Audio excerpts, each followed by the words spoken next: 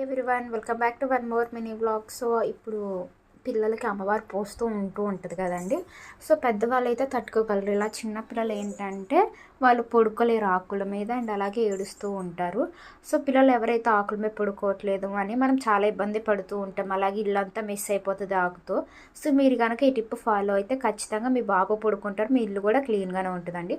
So ఒక శారీని 3 ఫోల్డ్స్గా మడత పెట్టుకొని అందులోంచి ఒక ఫోల్డ్ తీసి మనం ఏదైతే వేపాకు కడిగి పెట్టుకుంటాం కదండి అది దాంతో క్లోజ్ చేసి 4 సైడ్స్ పిన్ అనేది పెట్టేసుకోవాలండి.